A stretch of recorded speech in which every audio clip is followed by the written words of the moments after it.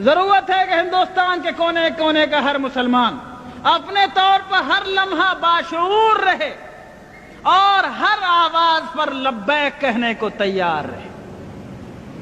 دوسری ضرورت اس بات کی ہے لوگوں کہ دین یا کوئی راستہ، آپ کے ہاں سروے میپ چھپتا ہوگا، اگر کبھی 100 برس پرانا سروے میپ آپ نے دیکھا ہو، بہت سی روڈ، بہت سی سڑکیں اس میں دیکھیں گے آپ۔ آج تلاش کریں گے وہ سڑک نہیں ملے گی، وہ ڈیڈ روڈ ہو گئی۔ کیوں؟ لوگوں نے چلنا چھوڑ دیا۔ جس راستے پر اس کی بالکل ثبوت موجود ہے کہ یہ روڈ تھی، لیکن لوگوں نے چلنا چھوڑ دیا، وہ راستہ نہیں رہا۔ اور جہاں راستہ نہیں تھا لوگ چلنے لگے تو لوگوں کے راستہ لگا لینے سے راستہ بن جاتا ہے۔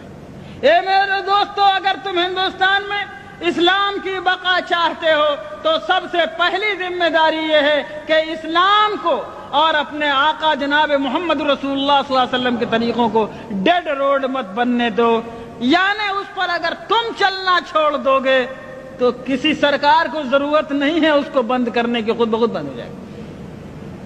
اگر مسلمانوں نے یہ فیصلہ کیا کہ شریعت کو ہم اپنی زندگی پر جاری اور نافذ کریں گے اور اللہ کی شریعت کو ہم اپنے اوپر لاگو کریں گے، اگر ہم سرکار کے دباؤ کے بغیر، کسی گورنمنٹ کی طاقت کے بغیر، کسی پولیس کی لاٹھی کے بغیر، چونکہ ہم مومن ہیں اس لیے ہم اللہ کے حکم پر چلیں گے، ہم نکاح میں وہ طریقہ اختیار کریں گے جو اللہ نے بتایا، ہم وراثت بانٹیں گے، یہ نہیں ہوگا کہ بہن کا حق مارا جائے گا۔ کوئی تھوڑی بہت معمولی کھیت کی زمین ہے تو بٹ جائے گی، لیکن باپ کی دکان دبئی میں تھی تو یہ نہیں بٹے گی، اور شہر میں مکان تھا مدراس میں اور پٹنہ میں اور دلی میں تو وہ نہیں بٹے گا، اس میں بہن کو حق نہیں ملے گا۔ غلط بات ہے۔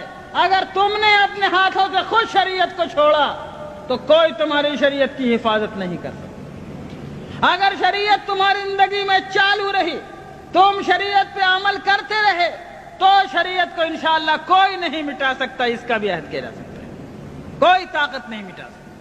بس پہلی ذمہ داری یہ ہے کہ لوگوں جس طرح نماز کو ضروری جانتے ہو، لوگوں جس طرح روزے کو ضروری سمجھتے ہو، زکوٰۃ نکالنا ضروری ہے، حج نکالنا ضروری ہے، حج کرنا ضروری ہے، اسی طرح لوگوں اللہ کی شریعت کو جہاں تک ممکن ہو اپنی زندگی میں جاری کرنا ضروری ہے۔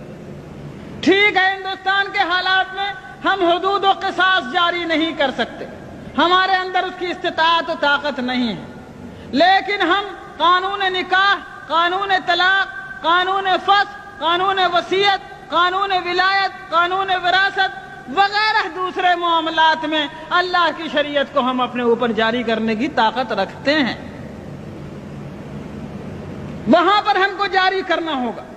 سنو لوگوں، اللہ تعالیٰ نے ہم کو اتنے کا مکلف بنایا ہے جتنے کی ہمارے اندر طاقت ہو، اس میں کوتاہی کریں گے تو پکڑے جائیں گے۔ سیدنا امام بویتی رحمۃ اللہ علیہ بہت بڑے عالم گزرے ہیں، فقہ شافعی کے بہت بڑے امام ہیں۔ جب خلافت عباسیہ کا زمانہ تھا، مسئلہ خلق قرآن پر ان کو قید کر دیا گیا جیل خانے میں، ان کے پیروں میں بیڑیاں تھیں۔ جب جمعے کا دن آتا، جمعے کی اذان کے وقت اپنے جیل خانے کی کوٹھری سے گھسٹتے گھسٹتے زمین پر نکلتے اور مین گیٹ تک جیل کے پہنچتے، سارا بدن لہو لہان ہو جاتا، خون سے بھر جاتا۔ جب جمعے کی نماز پڑھ کے لوگ واپس آتے تو پھر یہ اسی طرح گھسٹتے گھسٹتے اپنی کوٹھری تک جاتے۔ لوگوں نے کہا حضرت آپ ایسا کیوں کرتے ہیں؟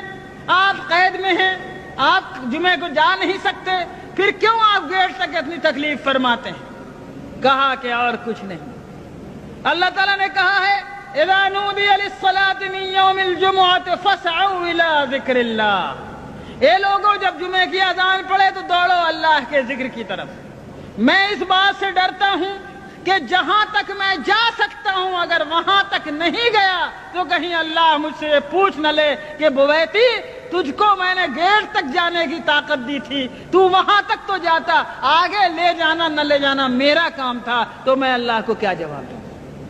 सैयदना इमाम बुवैती के इस वाक़े से, जो एक निजी और शख्सी वाक़या है, मिल्ली जिंदगी में हमारे और आपके लिए इबरत का एक सामान मौजूद है।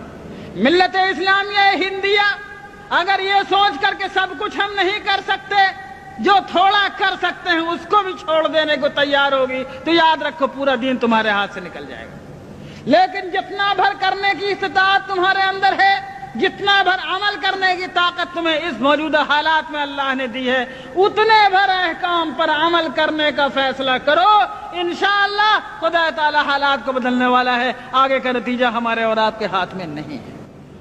मेरे बुजुर्गों और दोस्तों, हिंदुस्तान में जद्दोजहद जो शरीयत इस्लामिया के तहफ़्फ़ुज़ की चल रही है, इस जद्दोजहद को कामयाब बनाने के लिए आपको हर कोने में, चाहे आप जहां रहते हो, अपने हालात से बेखबर नहीं रहना चाहिए।